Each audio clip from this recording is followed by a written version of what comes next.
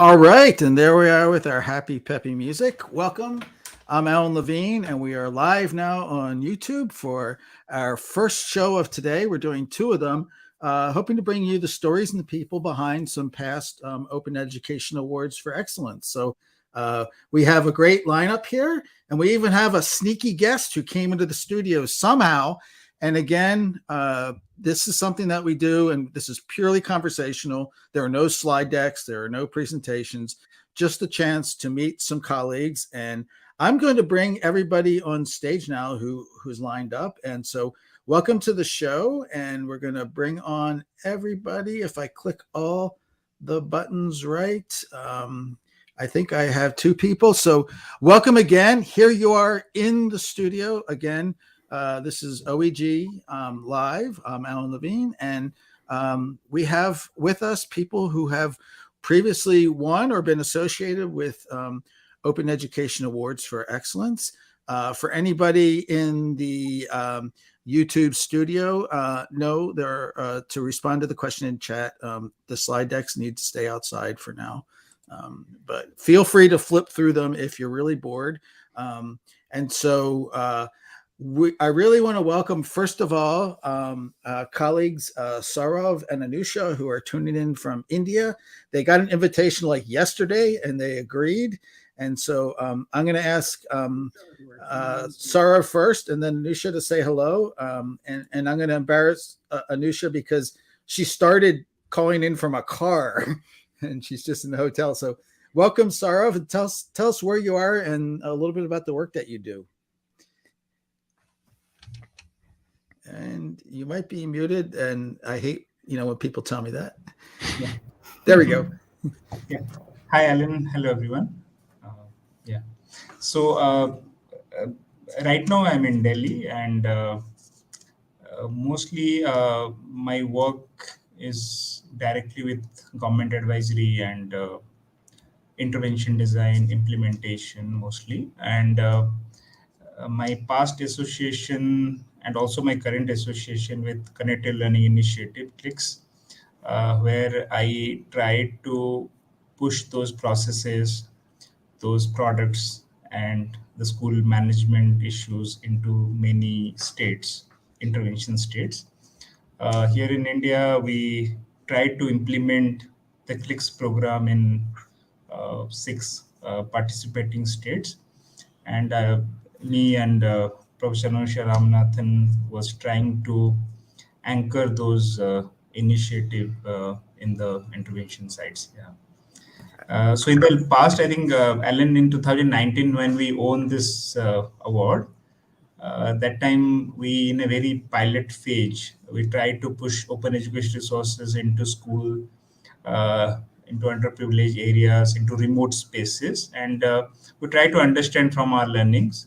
But over the period of time, we pushed the boundaries, and currently we are working more than 5,000 schools in India. And also Anusha will share more about our international collaboration, where we try to evaluate those resources and put that into Tanzania, Bhutan, Maldives, and other geographies. Yeah.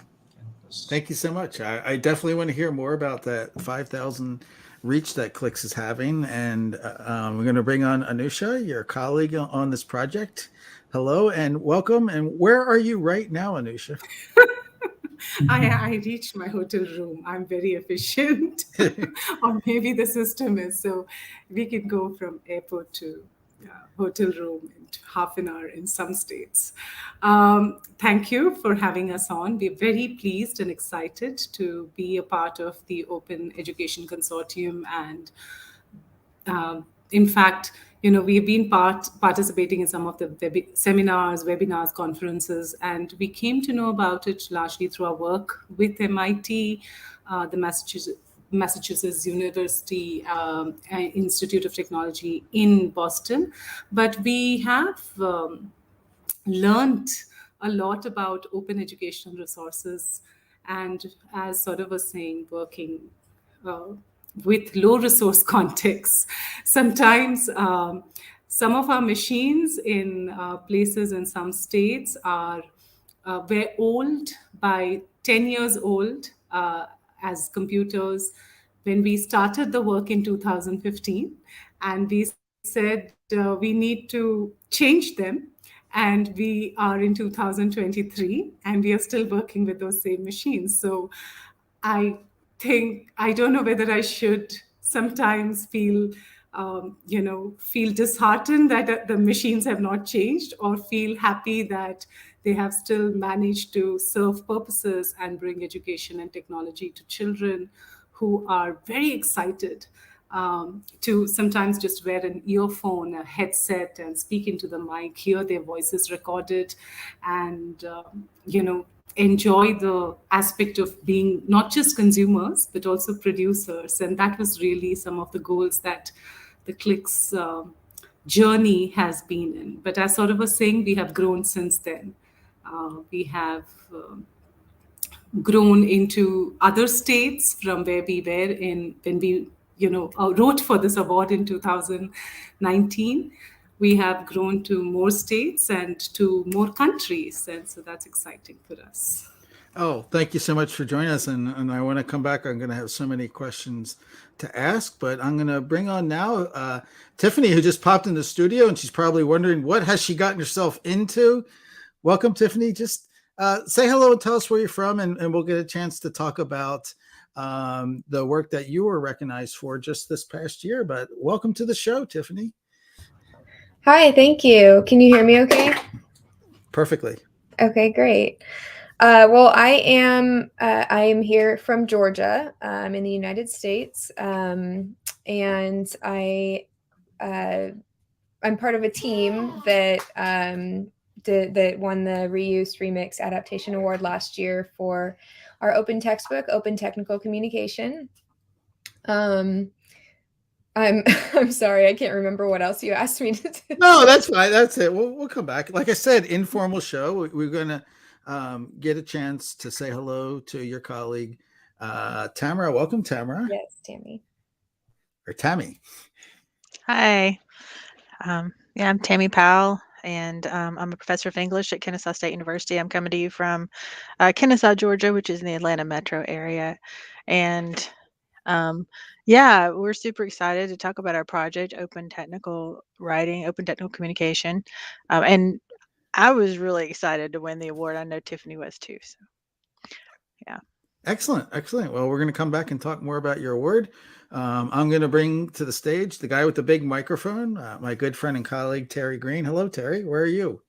Hi, I am in my basement in Peterborough, Ontario, Canada, also known as Nogo-Jiwanong. And yeah, I'm here with co-conspirator. I don't know if I'm pointing the right direction. Dave Cormier. Yeah. Well, this is like a great surprise and treat to have Dave here, who I've run into somewhere before on the internet. And so welcome, Dave. And where are you and what do you do? I'm at the University of Windsor in Ontario, Canada. I'm a learning specialist here, responsible for a special project. And I had the incredible pleasure of working with Terry Greene on this project last year with a pile of students. And it was super fun. I'm excited to talk about that too. And it's very lovely to see you, Cogdog, and the rest of you as well. I hope you're all having a lovely day. Excellent. And thank you, Dave. And so with that, we've like met everybody, and we heard a little bit about your projects.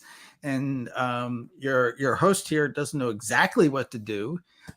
So maybe you want to go back to Anusha and Saurav to learn more about exactly what CLIx is and how these students interact and what they're able to do with this tool that you've created.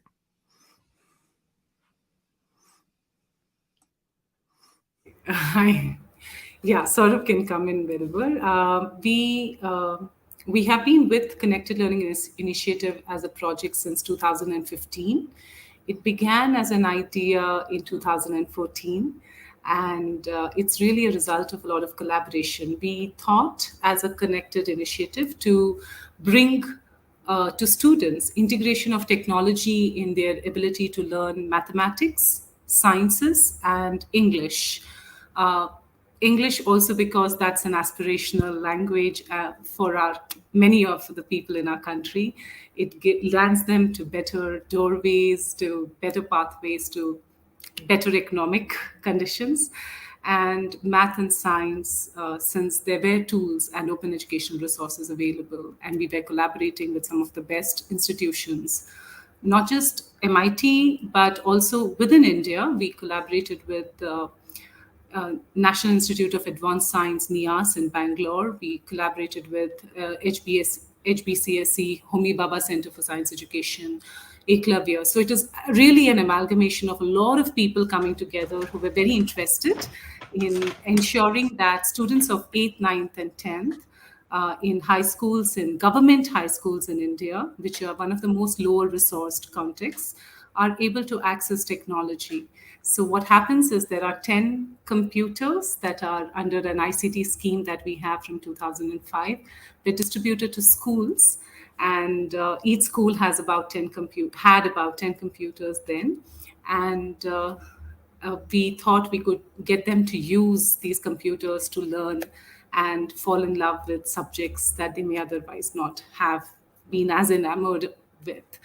And you also have to understand, in India, we are a very populated, we are a highly populated country, just the number one in the world in that. So the device access ratio to one device to students would be about sometimes 1:10, 1:5. A good system, a good school is 1:3. And so we thought we will use this low resource context and ensure that we build in collaboration into the design that we make. So if you look at the connected learning tools, and there are many, there are modules that are available to download on the clix.tis.edu, and they all talk to the student and say, discuss with your partner and come back and answer this question or try this activity, or there is a game of betting whether the kitty will run first or the machine will make the going forward and backwards. It's a physics principle game which takes them on gambling tours, but they have to bet with their friends ahead of time. So we thought that those could be the kinds of affordances we could give. And thank you for putting that up. But yeah, this is, the modules are available on something that's called CLIx oer.tis.edu. They are also available. So anyway, that's where I started off with, and Saurav, if you wanted to add. Or if you have some other question, Alan. Oh, I don't know. And anybody else is willing to jump in too. It's exciting to hear.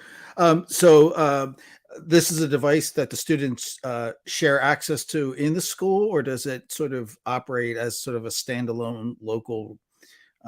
I've seen some of these projects where low resource areas will create something that works over the internet without being connected to the internet. But this sounds more like it's designed to be used between multiple students, which is really a fascinating design problem, and I'm certainly interested in learning more about how you design those kind of activities.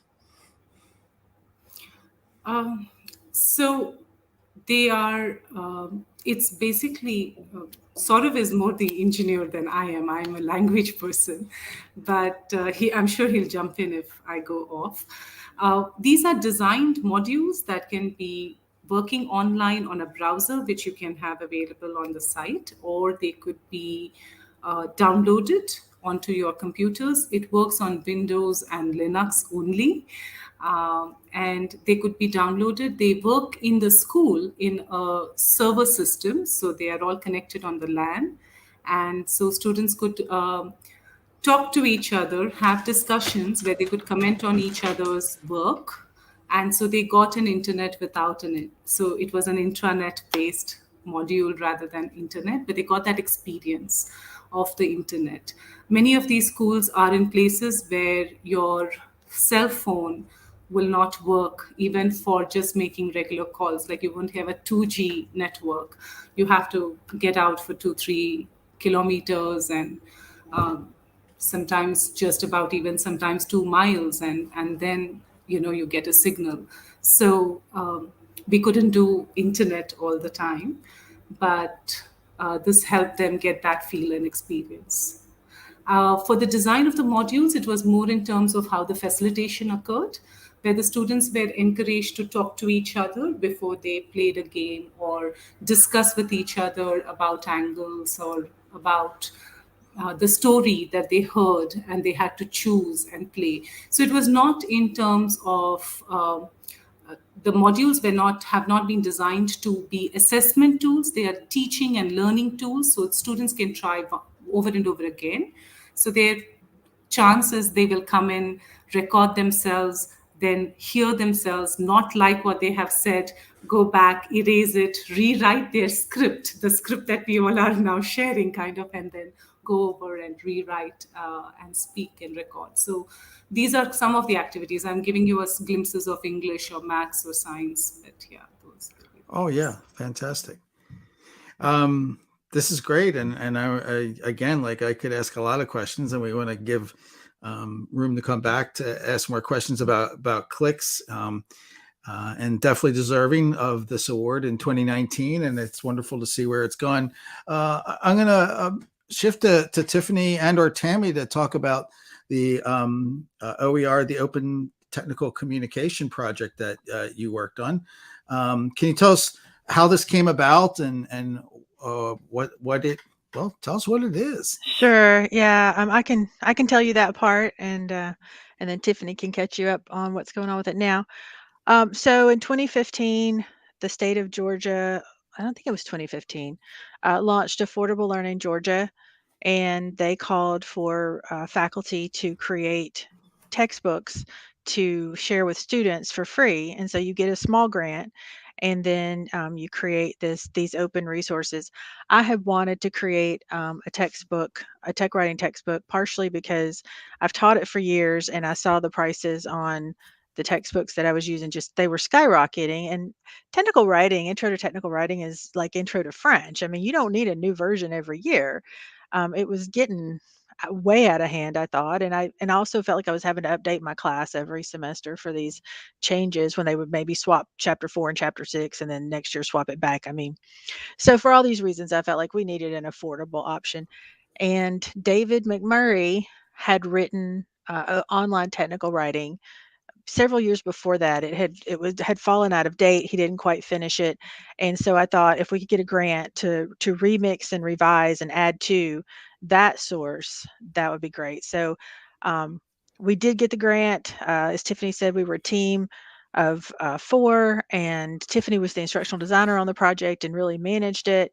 And so we put out the first version of OpenTC, which you have the link to there in the chat. Since then, it's gone through several revisions, and I think at this point I'll turn it over to Tiffani to talk about the changes. Yeah, so for the last few years, I guess, probably since just after the initial launch, I've been doing most of the management and sort of updating of that project. And it's gone through so many iterations at this point. And none of them really got new names. So they weren't considered like, version 2 or anything. It was just, okay, we updated.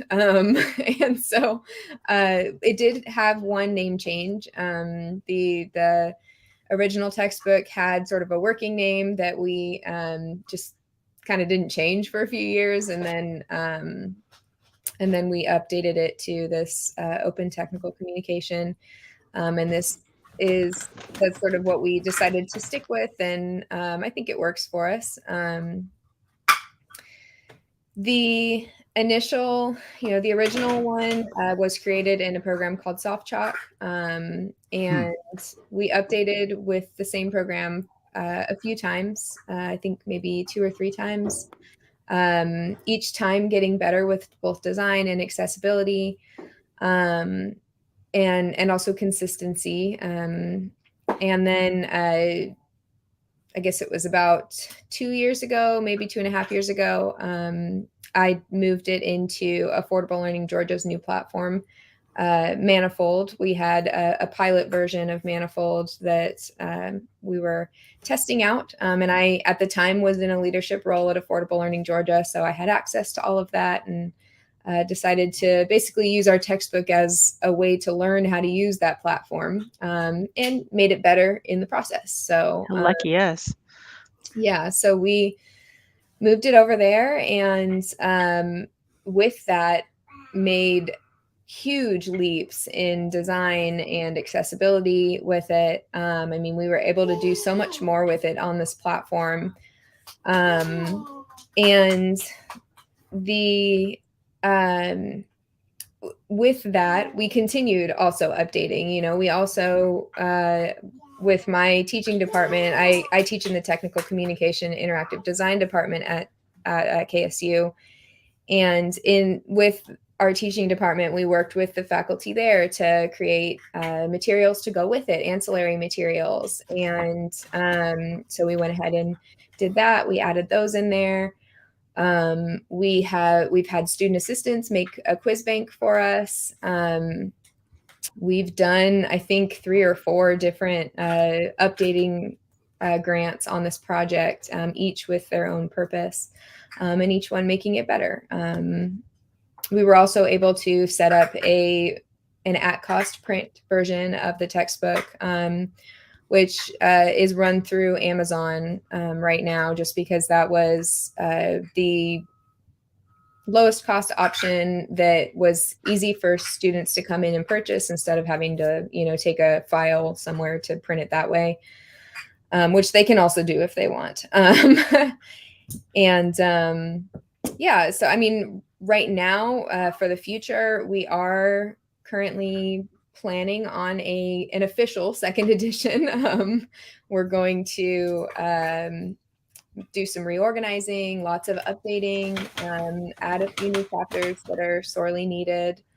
And the hope is to make that happen in the next year or 2. Yeah, updated graphics. Yes, updated graphics, updated examples, maybe some more student involvement. So, but how many schools do we have using this now?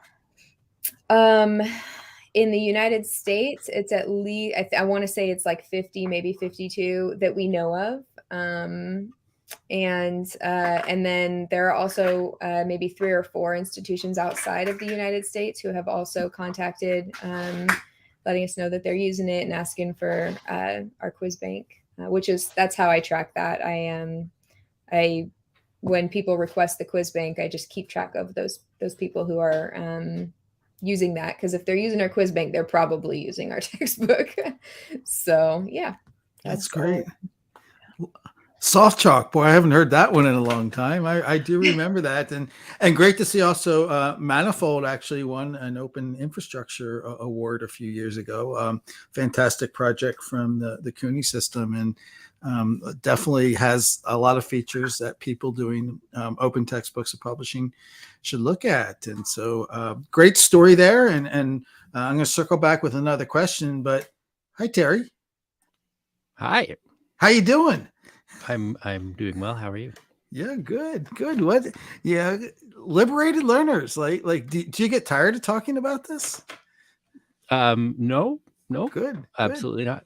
Good. Before we talk about that, I want to say, is this recorded? Yeah. Because we should watch the recording. And when Tiffani, you said soft chalk, I'm pretty sure you'll see me, Dave, and Alan all go. And we're all thinking that's a name I haven't heard in a long time. Yeah. Pretty sure.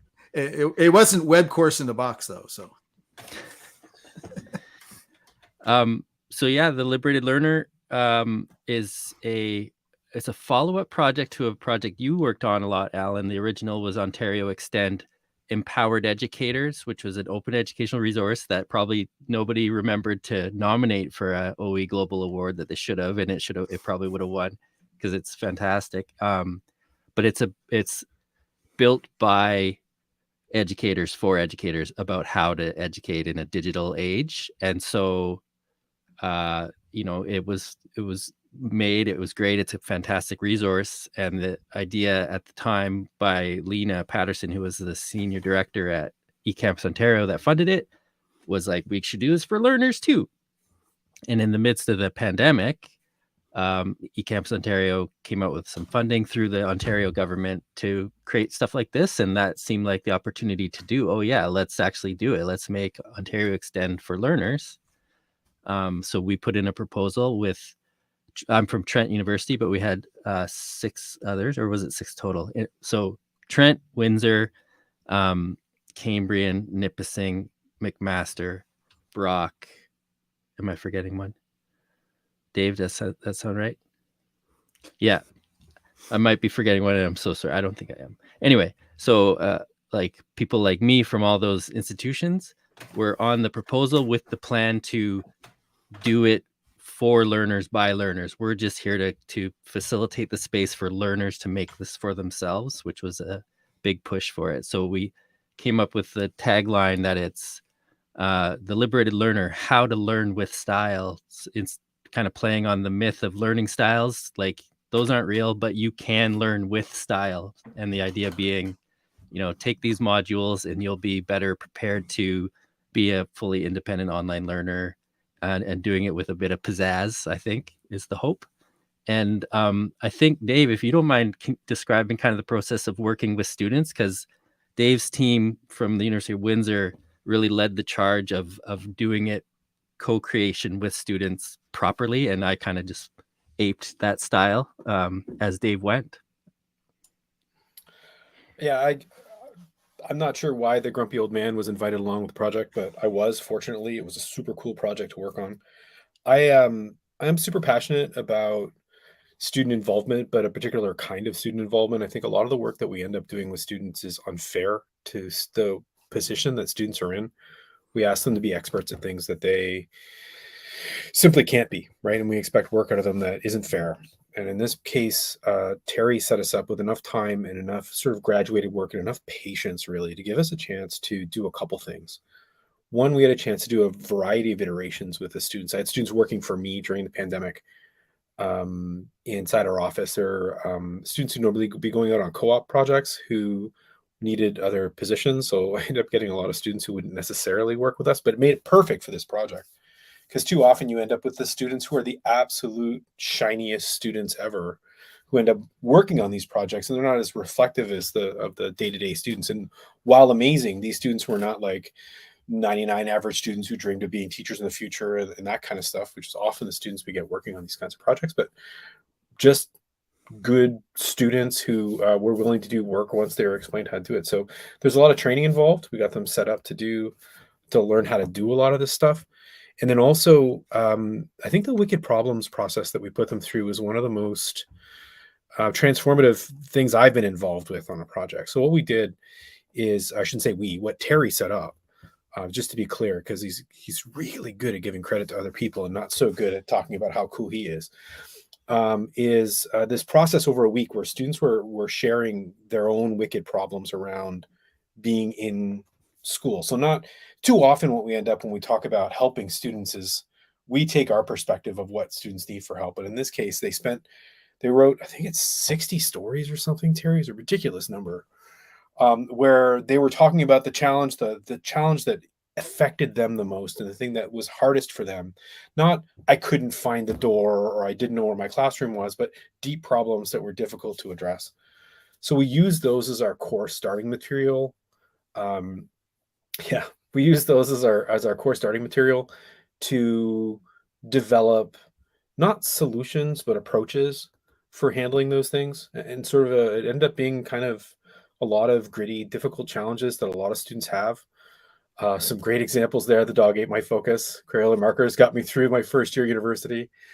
At school 24/7, my motivation is trashed. Some other language maybe I shouldn't repeat. But they're real student problems. And we started from those, and the students themselves worked their way back from those to try to come up with different ways and different approaches that help them and also help the people around them address those issues. So it ended up being a really powerful project to be involved in. By the end of it, I would say the students were pretty much running it, but we had a good year of lead time before that. There's a real gradual release of responsibility in that process where there's a lot of training up front that I gave my students to give them an understanding of what we're trying to do to sort of crack through that societal like if you ask an average 20-year-old what the problems are of school, they'll all give you the exact same answer because they have socially accepted answers that they're supposed to give. And what we really try to do is dig underneath that. And I think the students were willing, fortunately, to trust us, and then eventually took over responsibility and really, I think, did a great job bringing that project home. Excellent. And it's continuing, I'm sure, in its evolution. And so one of my favorite projects, not because I know Terry and Dave, just because of its fresh perspective on really looking at the student experience. I'm like, we could spend a lot of time. I want to learn more about every single project here. I'm curious to hear from everybody. Obviously, it's great to get awards, right? You know, it feels good. But can you tell us just about like what that meant for your project, and also maybe help make a case why people watching or listening to this later should think about nominating someone's project, their own project, or someone else's for an award. So how did and not just to grandstand how great the awards are, but really we're interested in hearing from everybody how this has sort of impacted the work that they were able to do after the work that they were recognized for. So I'm going to flip back to Anusha and Saurav in over there with the CLIx project.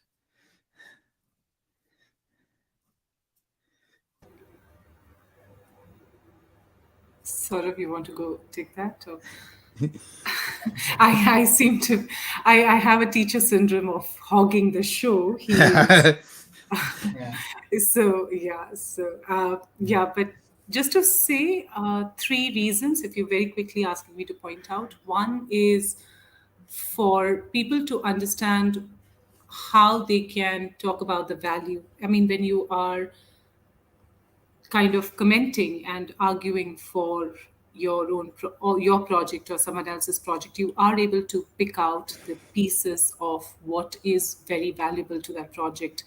It's just the process of that is very validating. It tells you and renews your faith in why you set out to do what you did in a way. The second part of it is, as you said, it feels very great to be appreciated, but in addition, it brings about a lot of other connections and collaborations. It gets other people to know about your work. It gives you a chance to put it out on a platform that is perhaps new to you, and therefore you meet new people. And you learn how your work is perhaps a drop in the ocean of the variety of work that is actually out there and the kind of people who are doing the work. It allows you an opportunity to network and learn and do better at your work.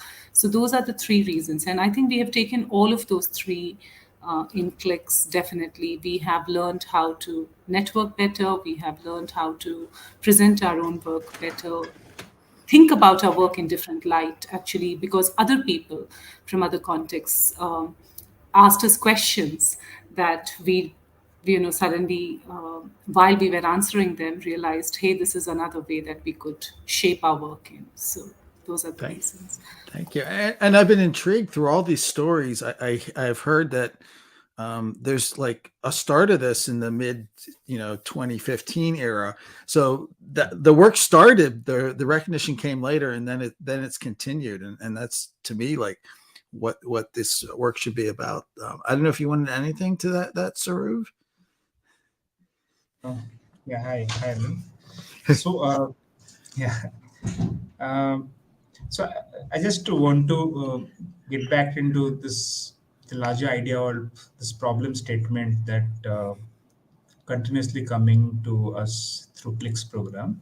So in India, the school opens in average 220 days per year in a year.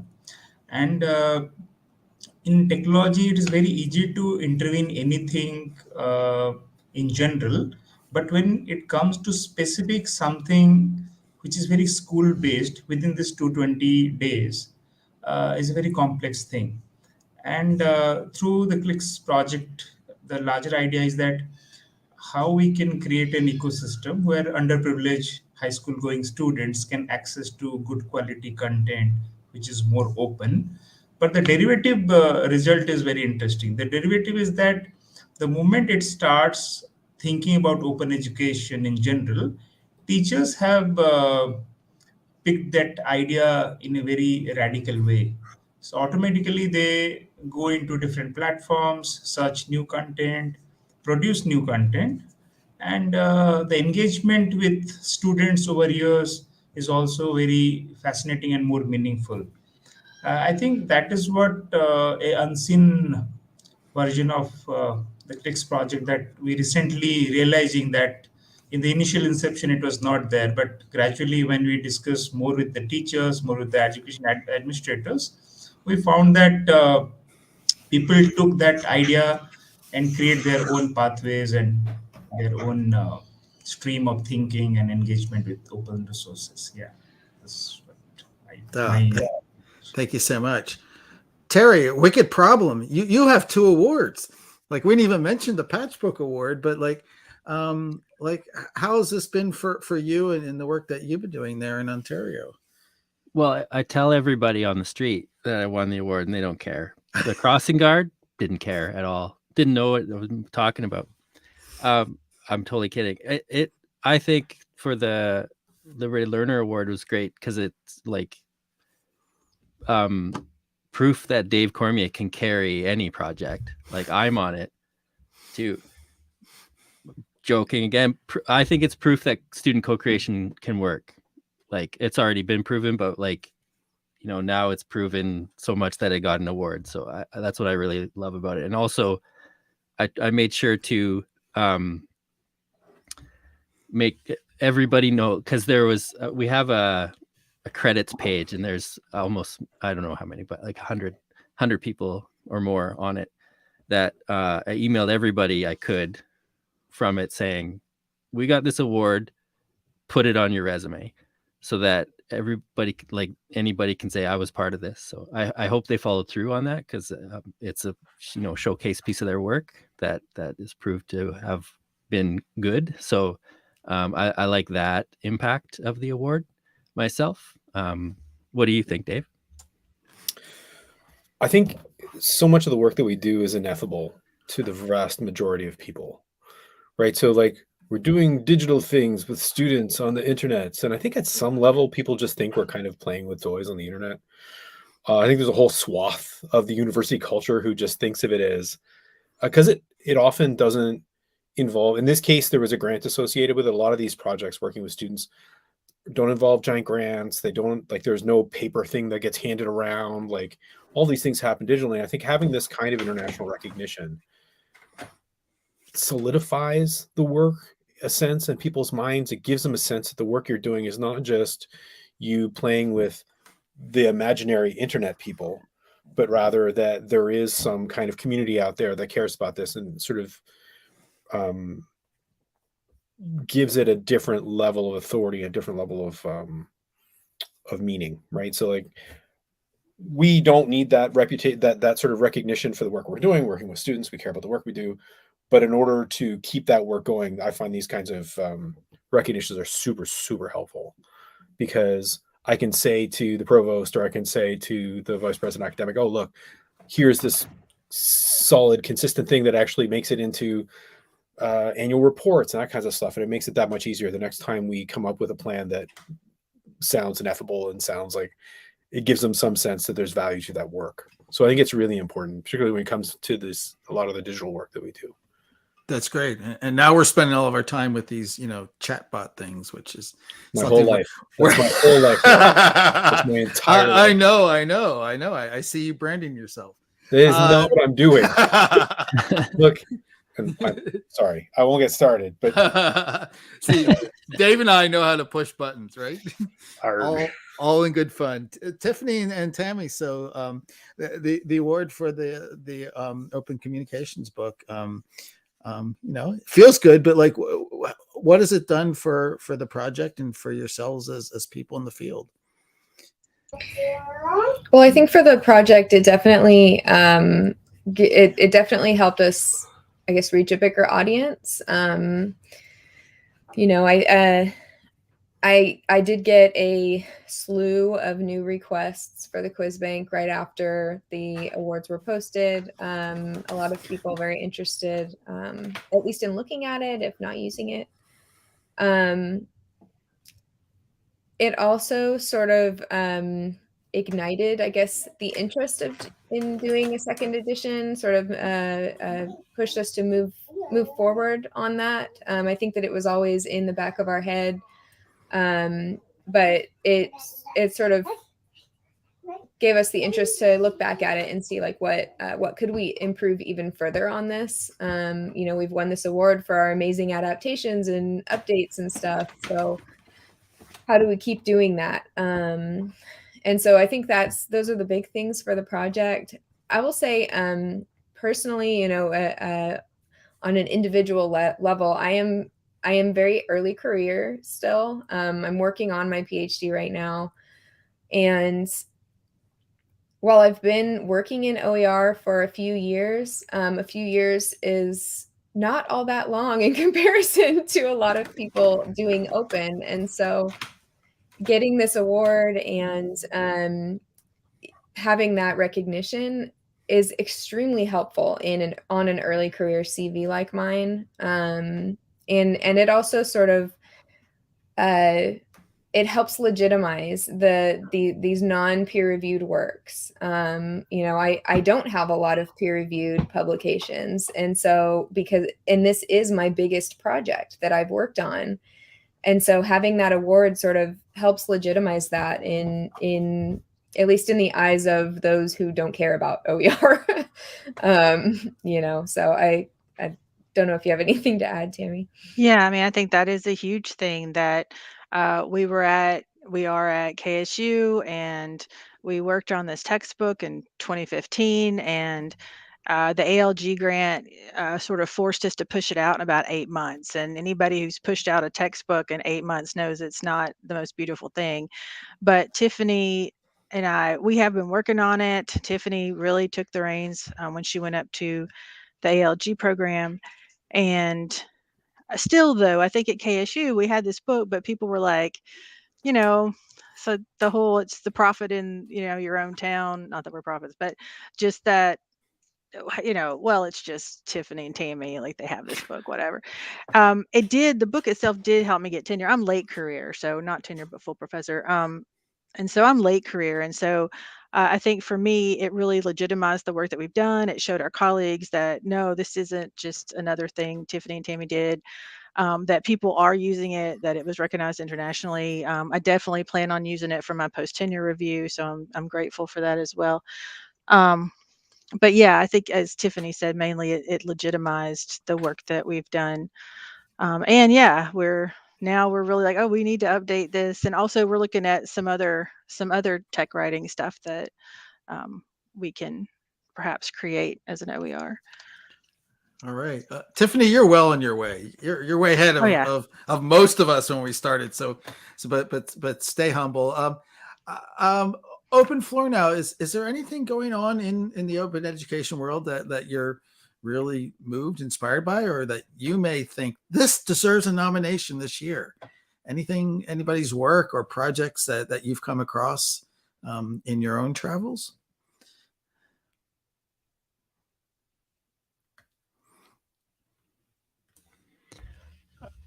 I feel like I can't comment because I may or may not be on the awards selection committee moving forward. So I don't want to sway any feelings out there.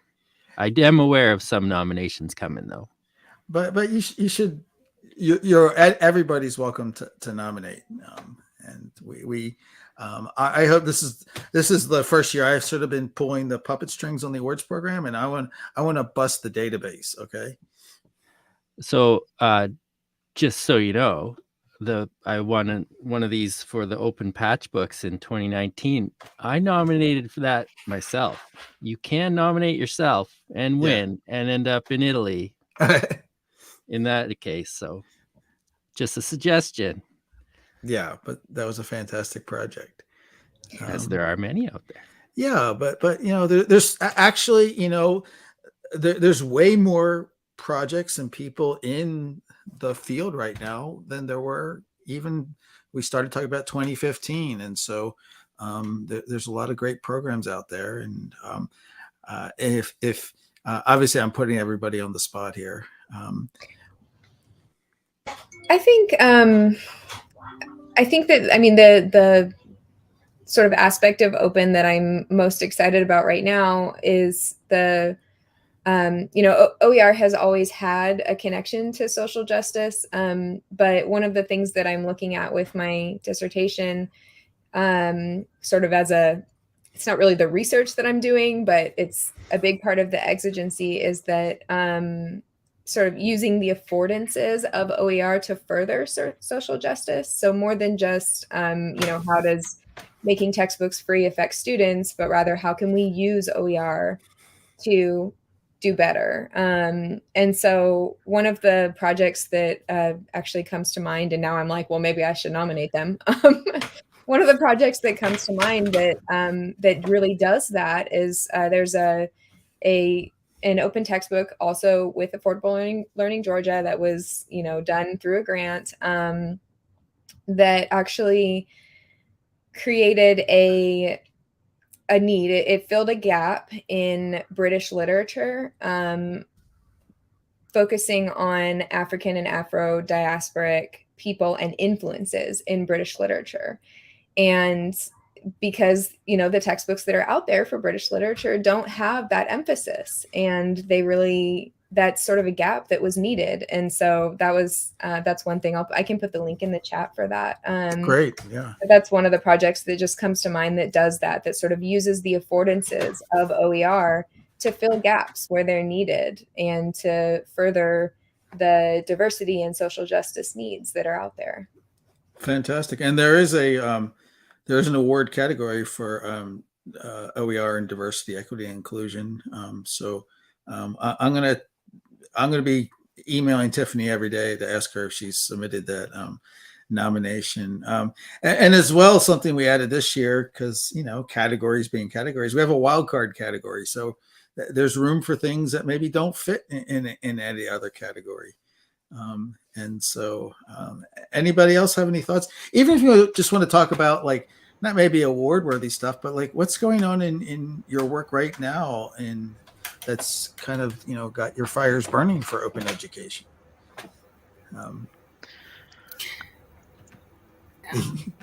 I see people. Dave wants to I'm go happy ahead. to jump in, just if nothing else than to refute the comment from earlier. So as I was earlier taunted, my whole life has been AI for the last 6 months. Anybody who's working inside of a university, you'll know it's the only thing anybody wants to talk about. We just got asked today for the rules that people should follow for using AI in the classroom. Yeah. I'm like, but that's where we're at. And so for me, the response that I keep giving people is the openness that you need to conquer this is already there. Right. So that to me is the most interesting thing. So for me, when I say open, there's OER, but there's also open practices, and there's also widening participation, like all these sort of visions of what open means in a big, giant, a huge tent, we'll say, and they use the American expression. My open has a very large tent. And I think that the response to all this AI business is that as long as there are no specific definitive answers, as long as we're trying to understand all the knowledge that's out there and sort it and figure out how to analyze it and put it together in that open practice sense, then this AI thing is just another tool in the bucket. It really only threatens the sort of textbook practices, right? And I think that to me, there's an opportunity in open right now to really take this to a whole other place. And I think it's really, really exciting. Oh, totally. And I don't want to delve into the topic that you can't escape from. But I did come across, I think Kwantlen Polytech had a really great, everybody's like scrambling, like, what's our policy? And like, we're trying to create rules and policy for something we don't even understand. And it's moving so fast.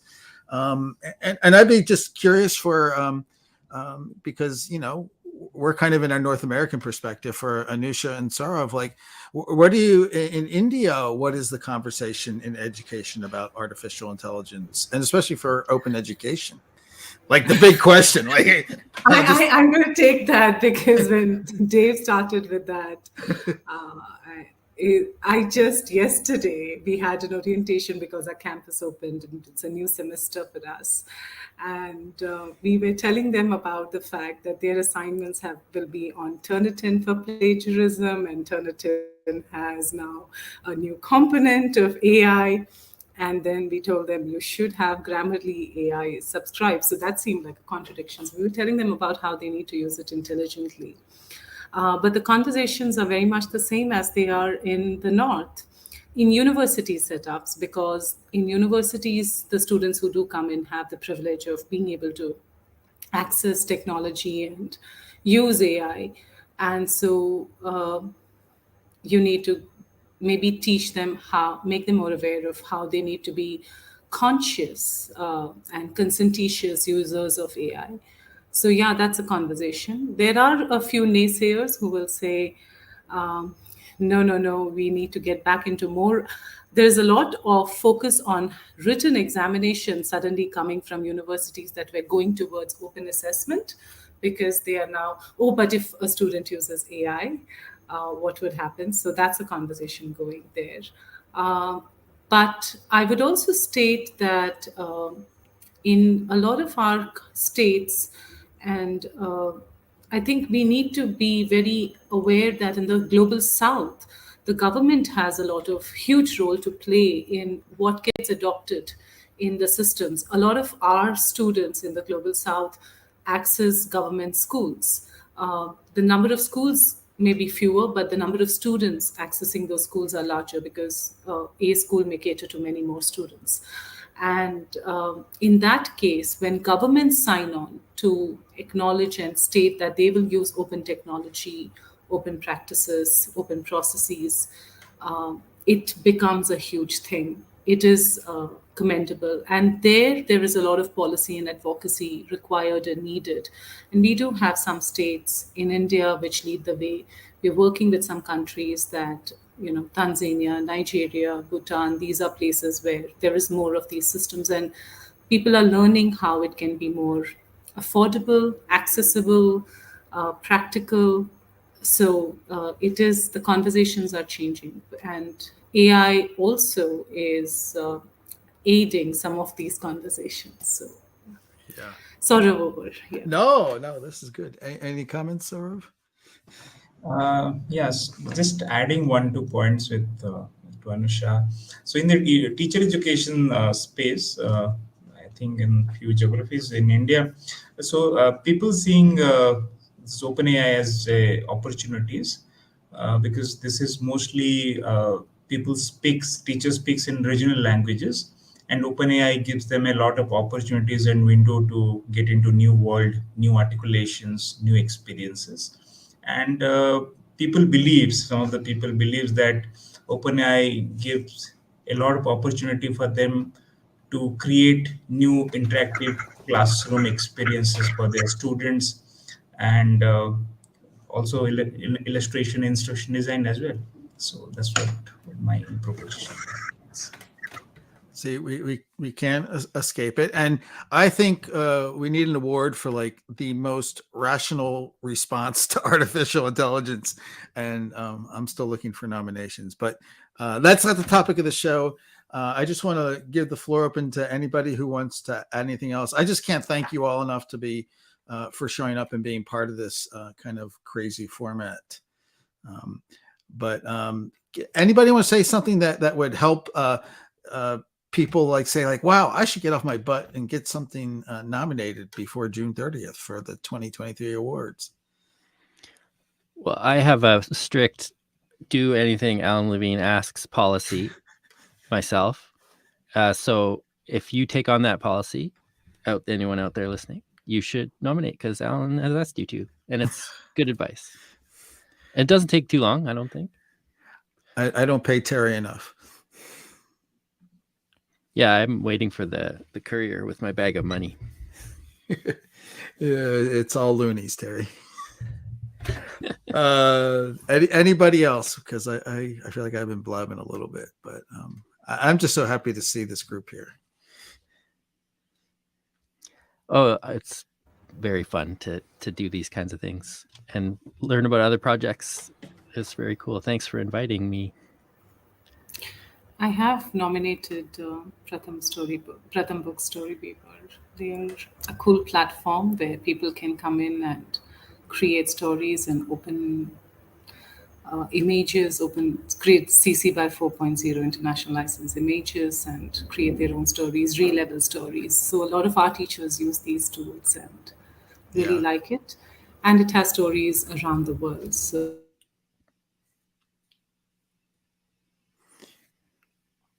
Okay.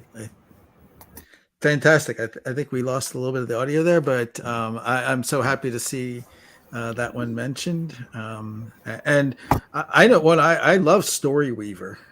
It's such an impressive project that I don't think a lot of people know about. So that's on my list to nominate. If someone else wants to steal it and get in front of me, they'll just get 2 nominations. But again, I want to thank everybody. I'm going to clean up my banners here. And again, we're going to be doing another one of these shows tonight. We have Wayne McIntosh from New Zealand and Alejandro Ribadeau from Colorado, who are going to share their awards, and anybody else who may just happen to show up. So I want to really extend my appreciation for people who have done this, and